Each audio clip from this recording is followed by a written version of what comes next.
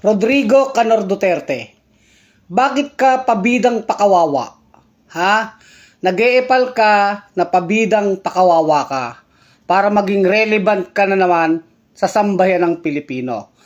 Paano po natin nasabing nagpapabida itong si Canor at the same time ay nagiging nagpapakawawa? Ha? Una po, nabanggit na po ni Panelo na may balak si Canor na tumakbong mayor uli ng Davao. Ewan natin kung ba't naisipan ni Canor yan, hindi pa magpahinga at magnilay-nilay sa kanyang mga nagawa sa kanyang buhay. Kasama na ang kanyang mga inaamin po na patayan sa Davao at kahit nung presidente siya. O ngayon, nais ni Canor na maging mayor uli kung di daw tatakbo yung kanyang anak na si Baste sa Davao City. So nagpapabida-bida na bumabalik na daw ang droga sa Pilipinas. Pabidang siya na naman ang tagapagligtas, di ba? Mga kabunyog, mga kababayan.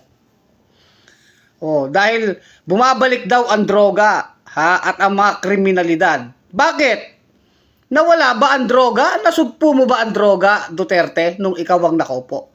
Wala din naman. Ang nangyayari lang talaga sa panahon ni Marcos, kaya nasasabing bumabalik ang droga, ay dahil nabubuking na yung mga pulis, yung mga sindikatong pulis, yung modus operandi, mga modus ng mga pulis na sindikato na siyang protektor ng droga na alam nating nangyayari kahit nung panahon ni Duterte. Kaya nagpapabida siyang droga na naman. I hate drugs na naman siya. Ngayon, bakit na naman sa isang banda naman po, habang siya'y pabida, nagpapakawawa din, nagpapaawa effect naman. Pinapakita ang mga picture na simple ang bahay niya, kumakain sa karinderya. Ay hindi eh. Kumita na yan Canor, di ba? Kumita na yan, Canor. Binuko ka na nga ni Trillanes yun yung mga asset ng mga anak mo, yung mga bank account nyo. Di ba? Binuking na kayo ni Trillanes. Bukod dyan, yung anak mo kumakawaldas ng confidential fund. 125 million, 11 days.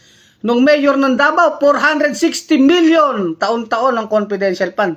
Iba pa yung intel fund mo at confidential fund mo nung ikaw ay presidente. Bilyon-bilyon. Kaya wag kang nagpapakawawa, Canor Duterte. Booking na booking ka na. Yan lang po ang ating reaksyon. Maikling reaksyon ni Kulek Soliman, ang malupit sa katotohanan sa Bunyog. Maraming salamat mga kabunyog. Wag na muling magpapabudol sa mga Duterte, kay Inday Takaw, kay Rodrigo Canor Duterte. Tuloy ang laban.